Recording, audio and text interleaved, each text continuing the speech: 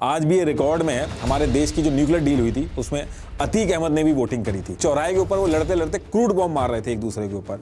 दूसरी तरफ इंडिया की जो न्यूक्लियर डील थी उसके ऊपर फैसले भी ले रहे थे। अतीक अहमद माननीय विधायक से सीधे माननीय सांसद बन जाते हैं। तो उस पर्टिकुलर टाइम पे अतीक ने उस पुलिस वाले का नाम एक सील्ड एनवलप में लिख के अपने लॉयर को दे दिया था। यही डिफरेंस होता है क्रिमिनल और बाहुबली में।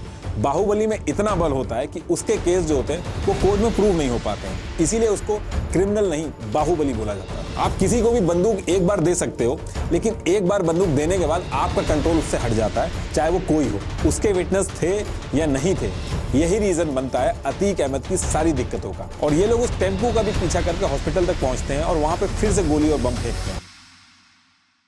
देखिए, आपने एनकाउंटर्स, गैंगस्टर्स, बाहुबलीज के बारे में पहले भी बहुत कुछ सुना होगा, लेकिन अतीक अहमद के केस में ऐसा क्या था कि पार्लियामेंट तक में नेता और पॉलिटिकल पार्टी इसके बारे में बात कर रही थी। ऐसी क्या सिचुएशन रही होगी कि अतीक अहमद, जिसके ऊपर क्रूड बॉम्ब फेंकने तक के आरोप थे, उसने हमारे देश की सबसे इंपॉर्टेंट न्यूक्लियर डील के लिए पार्लियामेंट में जाके वोटिंग कैसे कर दी। एक आदमी जिसके ऊपर कानून तोड़ने और मर्डर के आरोप थे, उस टाइम पे ऐसा क्या हुआ होगा कि उसको माननीय एमपी बना के पार्लियामेंट में शपथ दिलवाई गई कि वो अपने एरिया में इस चीज का ध्यान रखे कि कोई कानून ना तोड़े। और ऐसा क्या रीजन था कि एक टांगा चलाने वाले के लड़के ने 11,000 करोड़ की प्रॉपर्टी बना ली, और इन सब चीजों के बाद भी आम जनता बार बार उसको वोट देके 5 बार एमएलए और 1 बार एमपी क्यों बना रही थी। तो ये सारी चीजें डिटेल में डिस्कस करते हैं, लेकिन उससे पहले हमें थोड़ा सा पीछे जाना होगा, तभी जो अभी करंट सिनेरियो चल रहा है उसको समझने में आसान है। देखिए, प्रयागराज, जिसको उस टाइम पे इलाहाबाद कहते थे, वहां पे एक गांव था कसारी मसारी। इसी गांव में एक गरीब टांगे वाला रहता था जिसका नाम था हाजी फिरोज अहमद। और 10 अगस्त 1962 को इसी टांगे वाले के घर में पैदा होता है अतीक अहमद। अतीक अपने घर में सबसे बड़ा लड़का था। एक भाई अशरफ था जिसको खालिद असीम भी कहते हैं, अभी आपने अशरफ के बारे में काफी सुना होगा। और इसके अलावा 2 बहनें और थी। इनका परिवार गरीबी से तो जूझ ही रहा था, अतीक का पढ़ाई में मन भी नहीं लग रहा था। तो 8th क्लास के बाद अतीक ने कोयला चुराने और बेचने का काम शुरू कर दिया। एक्चुअली इनके इलाके से कोयले की जो मालगाड़ियां जाती थी, वहां से कोयला चुरा के अतीक ने उसको बेचना चालू कर दिया था। और जब प्रॉफिट ज्यादा होने लगा तो अतीक ने उस एरिया के और लड़कों को अपने साथ जोड़ लिया और एक तरह से ये इनका लीडर बन गया था। और इसी बीच में इसने कुछ टाइम के लिए सलीम शेरवानी, जो उस टाइम पे उस एरिया के एमपी थे, उनके लिए बाउंसर का भी काम किया था। इन सब चीजों के बाद भी इसने जैसे तैसे 10th क्लास का एग्जाम तो दिया, लेकिन फेल हो गया। और उसके बाद ये पूरी तरीके से कोयले के बिजनेस में घुस गया। 17 साल की उम्र में ये 10th क्लास में फेल हुआ था और उसी ईयर 1979 में इसके ऊपर पहला मर्डर का आरोप लगता है कोयले के बिजनेस को लेके, और कुल्डाबाद पुलिस स्टेशन में इसका पहला केस रजिस्टर होता है।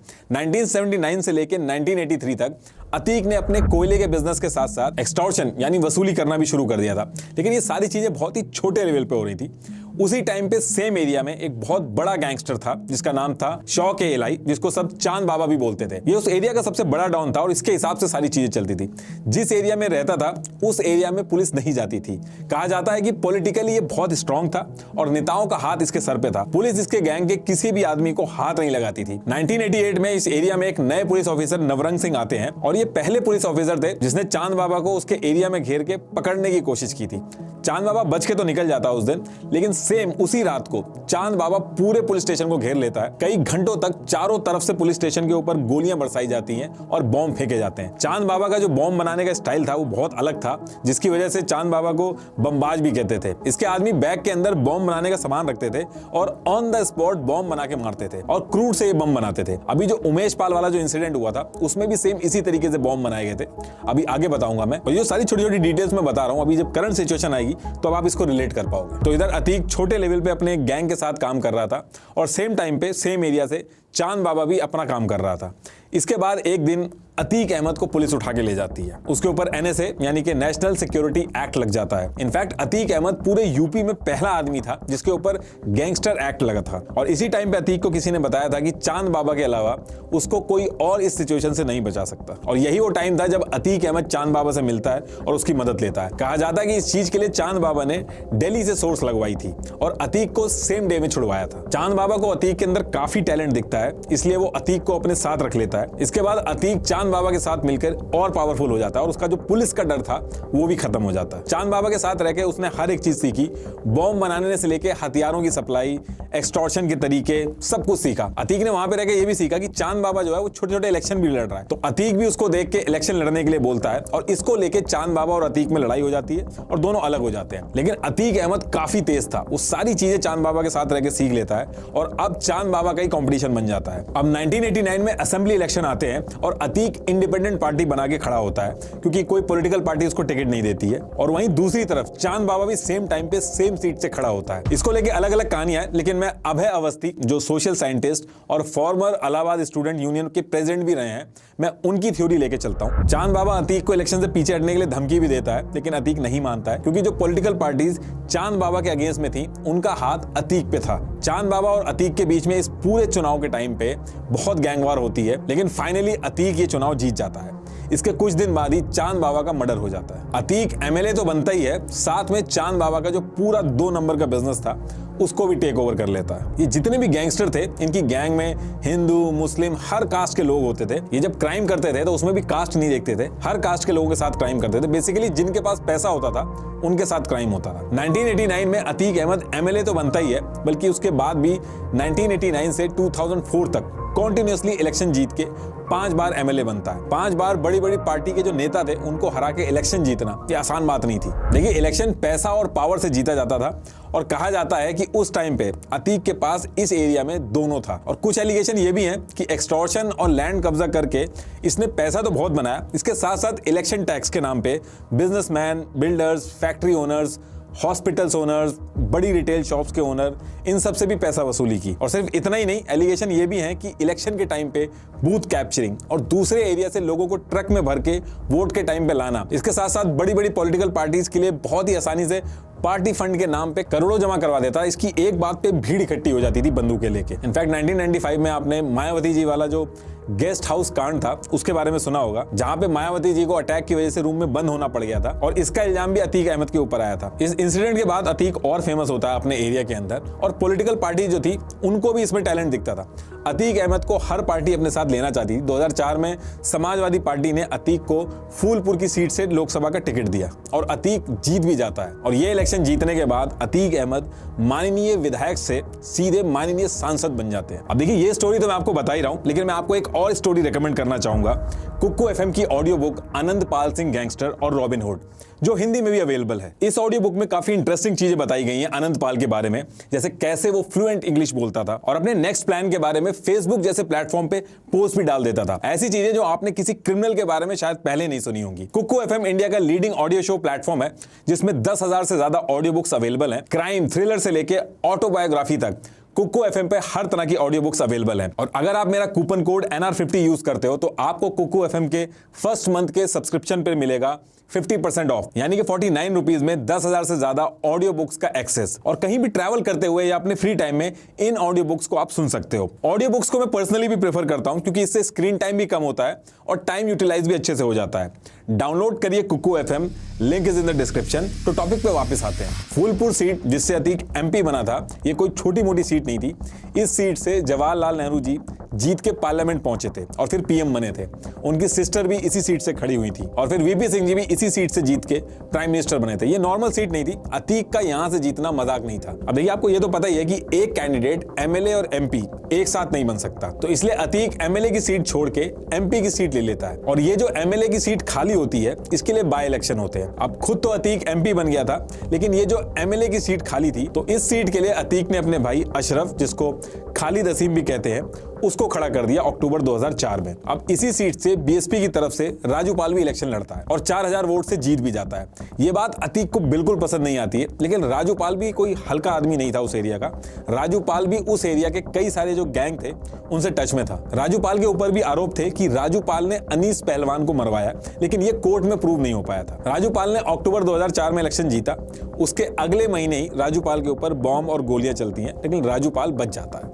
दिसंबर में फिर से बॉम्ब फेंके जाते हैं। राजूपाल इस बार भी बच जाता है और इस इंसिडेंट के नेक्स्ट मंथ यानी कि 16 जनवरी 2005 को राजूपाल की शादी पूजा पाल से होती है। शादी के 9 दिन बाद 26 जनवरी 2005 को राजूपाल कुछ लोगों के साथ दिन में 3 बजे 2 गाड़ियों में अपने गांव रिपब्लिक डे मनाने के लिए वापस जा रहा होता है। अच्छा, इसमें एक चीज और ऐड कर देता हूं कि इस टाइम पे राजूपाल के साथ लॉयर उमेश पाल, जो राजूपाल के बहुत ही अच्छे दोस्त थे, वो भी थे। अब उमेश पाल उस दिन जो भी हुआ उसके विटनेस थे या नहीं थे, यही रीजन बनता है अतीक अहमद की सारी दिक्कतों का। वो मैं भी आगे आपको बताऊंगा, तब आपको समझ में आ जाएगा। तो राजूपाल गाड़ी से जा रहा होता है और अचानक से राजूपाल की दोनों गाड़ियों को मेन बाजार में दिन दहाड़े 20 से 25 लोग घेर लेते हैं और गोली चलाने लगते हैं। राजूपाल को कई गोलियां लगती हैं और राजूपाल को एक टेम्पो में डाल के हॉस्पिटल की तरफ ले जाया जाता है और ये लोग उस टेम्पो का भी पीछा करके हॉस्पिटल तक पहुंचते हैं और वहां पे फिर से गोली और बम फेंकते हैं। टोटल 19 गोलियां लगती हैं राजूपाल को और उनकी डेथ हो जाती है। जब लोगों को पता चलता है कि राजूपाल, जो कि एक एमएलए है, उनको मार दिया गया है, तो बीएसपी और राजूपाल के जो सपोर्टर थे वो सड़कों पे आ जाते हैं और काफी दंगे होते हैं। एसपी से लेके नीचे तक सबको सस्पेंड कर दिया जाता है। पूजा पाल, जो कि सिर्फ 9 दिन में विडो हो गई थी, वो पुलिस स्टेशन में जाके एफआईआर करती हैं, जिसमें अतीक अहमद, उसके भाई अशरफ और 7 और लोगों का नाम लेती हैं। इस केस के ऊपर ज्यादा कुछ तो डेवलपमेंट नहीं होता है, लेकिन सेम सीट के लिए फिर से बाय इलेक्शन होते हैं। क्योंकि राजूपाल की डेथ हो गई थी, सेम सीट से राजूपाल की वाइफ को बीएसपी से टिकट मिलता है और इधर से अतीक अहमद का भाई अशरफ फिर से इलेक्शन में खड़ा होता है और इस बार अशरफ जीत जाता है। अब उस एरिया का एमपी अतीक अहमद, एमएलए उसका भाई और यूपी में एसपी की गवर्नमेंट थी और उस पर्टिकुलर टाइम पे अतीक अहमद का बहुत ही ज्यादा बोलबाला था। अतीक अहमद का जो काम करने का तरीका था वो बहुत ही यूनिक था। उसके ऊपर जो आरोप लगते थे वो यही लगते थे कि वो पॉलिटिशियंस के लिए कॉन्ट्रैक्ट किलिंग कर रहा है या फिर जमीन कब्जा कर रहा है, एक्सटॉर्शन, वसूली, ये इन सारी चीजों को एक बिजनेस की तरह चलाता था। वहीं दूसरी तरफ आम जनता की प्रॉब्लम सॉल्व करता था। जैसे शादी में कितना दहेज जाएगा 2 पार्टियों के बीच में, वो डिसाइड होता था। लैंड का अगर 2 भाइयों का डिस्प्यूट है तो उसको सुलझाना। उस टाइम पे अतीक का एक अपना सेपरेट कोर्ट सिस्टम चलता था। उस एरिया में अतीक के पास कई 100 लोग आते थे अपनी प्रॉब्लम लेके। तो इस तरीके से 2007 तक तो प्रयागराज के अंदर अतीक अहमद का दबदबा बहुत अच्छे से चलता है। लेकिन 13 मई 2007 को फिर से इलेक्शन आते हैं और एसपी को हरा के बीएसपी जीत के यूपी में अपनी सरकार बना लेती है और मायावती की तरफ से राजूपाल की वाइफ पूजा पाल अतीक के भाई को हरा के सेम सीट से जीत जाती है। 2006 तक जो दब के रह रहे थे वो भी बाहर आते हैं, जैसे कि उमेश पाल। जैसे ही बीएसपी की सरकार बनती है, उमेश पाल, जो विटनेस थे राजूपाल केस में और उनके दोस्त भी थे, वो पुलिस स्टेशन जाके बोलते हैं 2006 में अतीक ने मुझे किडनैप कर लिया था और अपना बयान बदलने के लिए दबाव बनाया था, इसलिए मैंने उस टाइम पे दबाव में आके ये बोला था कि मुझे कुछ नहीं पता है। देखिए, अतीक अहमद के ऊपर ना जाने कितने बड़े बड़े केस थे मर्डर वगैरह के, लेकिन ये जो किडनैपिंग वाला केस जो मैं आपको बता रहा हूँ, उमेश पाल ने जो किया था, अतीक को आगे चल के बहुत बड़ी मुसीबत में डाल देता है। और एक तरह से ये भी कहा जा सकता है कि इसी केस की वजह से अतीक अहमद की जान गई आगे चल के, वो अभी आगे मैं आपको बताऊंगा। तो जैसे ही उमेश पाल ये सब कंप्लेन करते हैं, अतीक गायब हो जाता है और 2008 में अतीक, जो कि दिल्ली में छुपा था, वहां से उसको अरेस्ट कर लिया जाता है। कहते हैं कि ऐसा अतीक ने इसलिए किया था, वो दिल्ली में इसलिए छुप गया था क्योंकि उसको शक था कि उसको पकड़ के और अरेस्ट करके उसका एनकाउंटर कर दिया जाएगा उस टाइम पे। अब एक तरफ अतीक अहमद जेल में बंद था, लेकिन था तो वो अभी भी एमपी। जो भी केस चल रहे थे वो प्रूव नहीं हुए थे। वहीं सेम टाइम पे 2008 में इंडिया की न्यूक्लियर डील जो थी वो साइन होनी थी यूएस के साथ। उसको लेके बहुत हंगामा हो रहा था पार्लियामेंट में, क्योंकि ऑपोजिशन कह रहा था कि ये जो डील है न्यूक्लियर वाली, इसको साइन नहीं होने देंगे। और फिर बहुत हंगामे के बाद ये डिसाइड हुआ कि पार्लियामेंट में वोटिंग होगी, अगर ज्यादा वोट आए तो इंडिया डील साइन करेगा वरना नहीं करेगा। तो ये वो टाइम था जब कांग्रेस ने समाजवादी पार्टी से भी सपोर्ट मांगा था। कांग्रेस के पास 228 मेंबर थे और वोट जीतने के लिए 44 कम पड़ रहे थे। और इस चीज को पूरा करने के लिए सारी पार्टियां, चाहे अपोजिशन हो चाहे जो रूलिंग पार्टी थी, सब अपनी अपनी गणित लगा रही थी। इस चीज को पूरा करने के लिए जिस दिन वोटिंग होनी थी उससे 48 घंटे पहले जेल से 6 लोगों को निकाला जाता है, पार्लियामेंट में बुलाया जाता है, जिसमें से एक अतीक अहमद भी थे। अतीक ने भी पार्लियामेंट में जाके इस न्यूक्लियर डील के लिए वोटिंग की थी। आज भी ये रिकॉर्ड में है, हमारे देश की जो न्यूक्लियर डील हुई थी उसमें अतीक अहमद ने भी वोटिंग करी थी। तो एक तरफ तो अतीक अहमद और उसके लोगों के ऊपर ये आरोप थे कि चौराहे के ऊपर वो लड़ते लड़ते क्रूड बॉम्ब मार रहे थे एक दूसरे के ऊपर। दूसरी तरफ इंडिया की जो न्यूक्लियर डील थी उसके ऊपर फैसले भी ले रहे थे लोग। खैर, उस टाइम पे सबको लग रहा था कि समाजवादी पार्टी जैसा बोलेगी चुपचाप अतीक वैसा कर देगा, लेकिन ऐसा हुआ नहीं, एकदम उल्टा हुआ।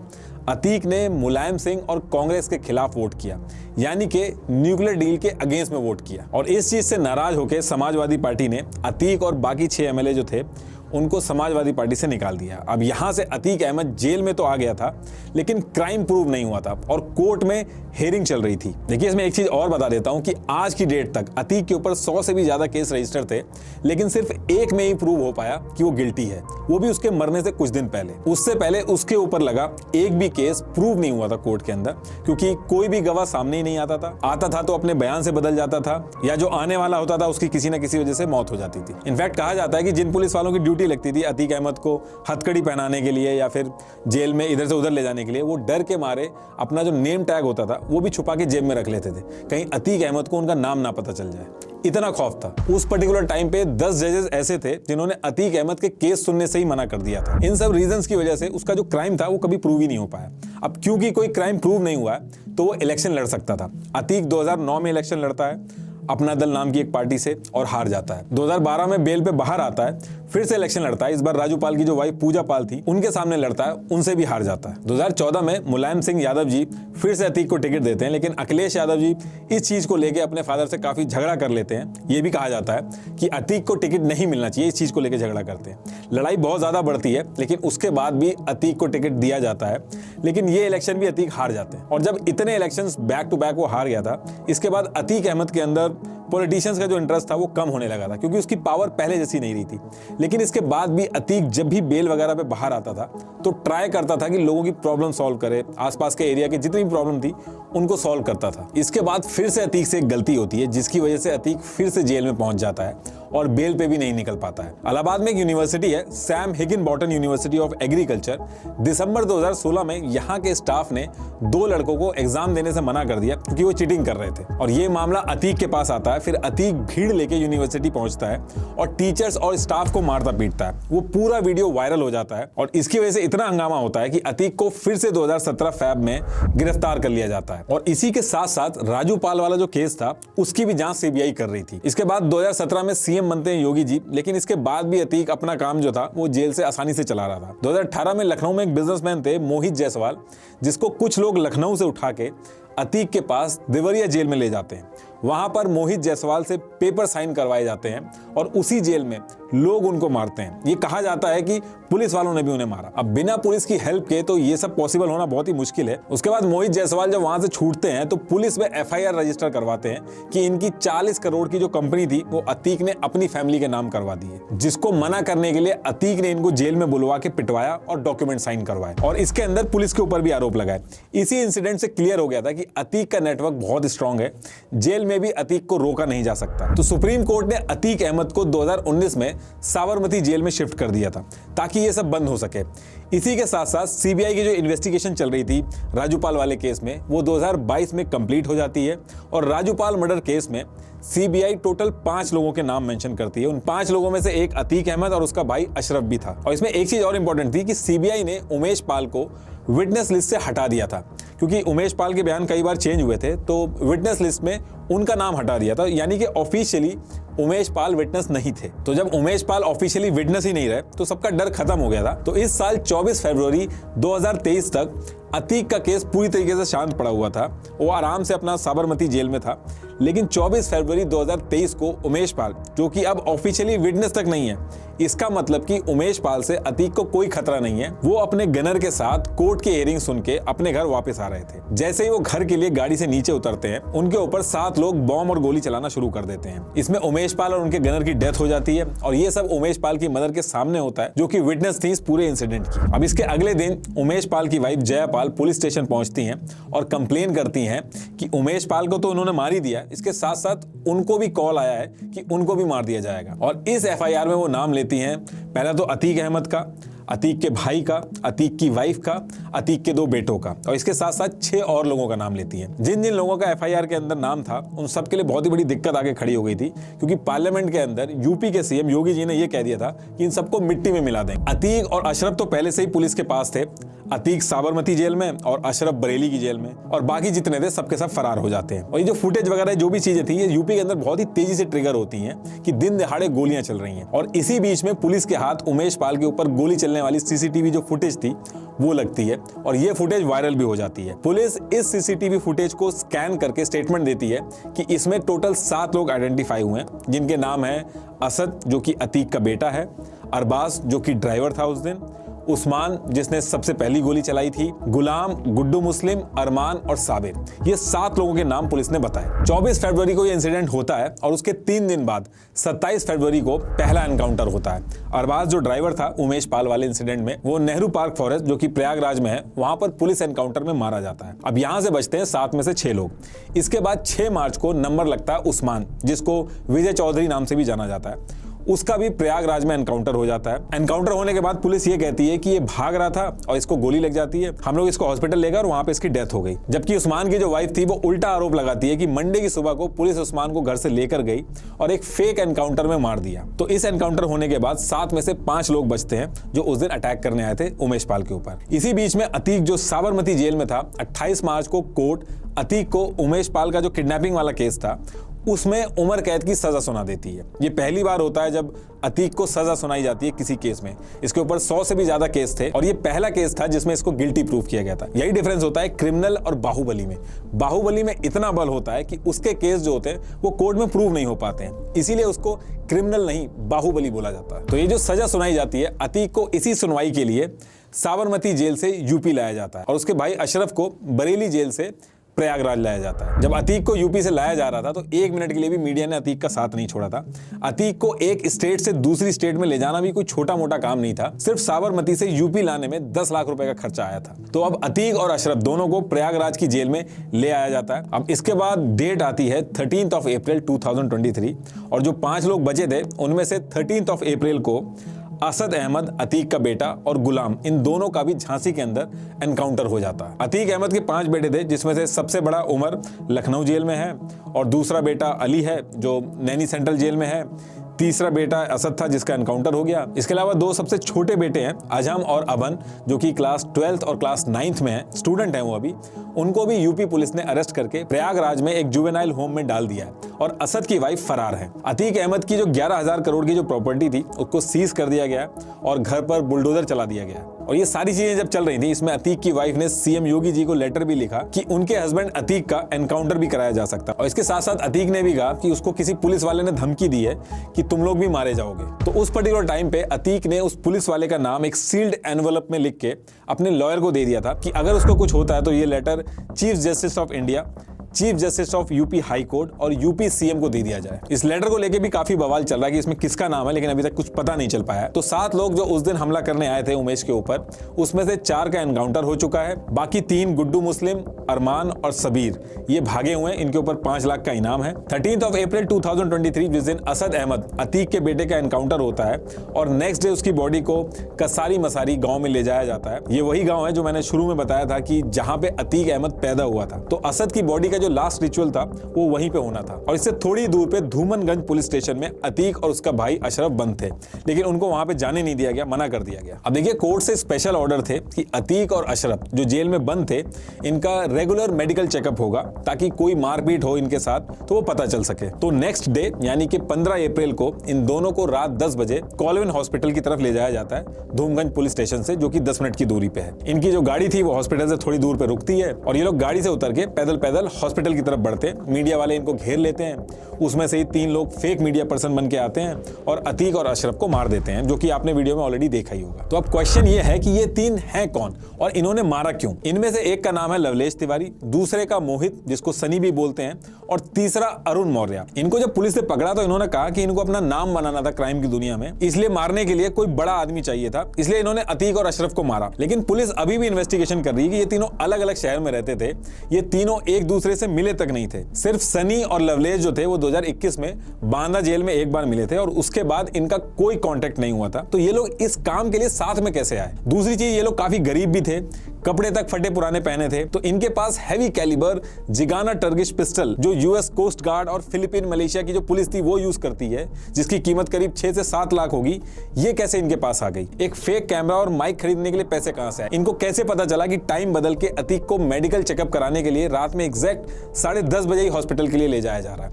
ये लोग पहले दिल्ली में इकट्ठा हुए, वहां पे प्लानिंग करी, फिर प्रयागराज की तरफ आए। तो होटल वगैरह का खर्चा जो सारा कुछ था उसके पैसे इनके पास कहां से आए? इन तीनों के घर वालों को कुछ भी नहीं पता कि ये क्या करते हैं। उनको भी डायरेक्ट टीवी से ही पता चला कि इन्होंने ये सब कर दिया। अब इनको किसने इकट्ठा किया, इन्होंने ये चीज क्यों की, ये तो पुलिस इंक्वायरी के बाद ही पता चल पाएगा। लेकिन पुलिस कस्टडी में किसी की भी डेथ होना बहुत ही खतरनाक चीज होती है एक डेमोक्रेसी के लिए। पहली चीज तो जो बंदा कस्टडी में होता है उसके हाथ बंधे होते हैं, वो अपनी सिक्योरिटी तक खुद नहीं देख सकता, इसलिए पुलिस की जिम्मेदारी होती है कि उसकी सिक्योरिटी का ध्यान रखे। और दूसरी चीज, जब ये सब चीजें ज्यादा होने लगती हैं तो लोगों का लॉ एंड ऑर्डर से विश्वास उठता है और सोसाइटी में लोगों को लगता है कि कोर्ट की बजाय गैंगस्टर बन के अपनी जिंदगी के बदले लिए जा सकते हैं। आप किसी को भी बंदूक एक बार दे सकते हो, लेकिन एक बार बंदूक देने के बाद आपका कंट्रोल उससे हट जाता है, चाहे वो कोई हो। लास्ट में आपको एक बार फिर से बता दूं कि कुक्कू एफएम की ऑडियो बुक आनंद पाल सिंह गैंगस्टर और रॉबिन हुड का लिंक मैंने डिस्क्रिप्शन में दे दिया है, जरूर सुनिएगा। Thank you.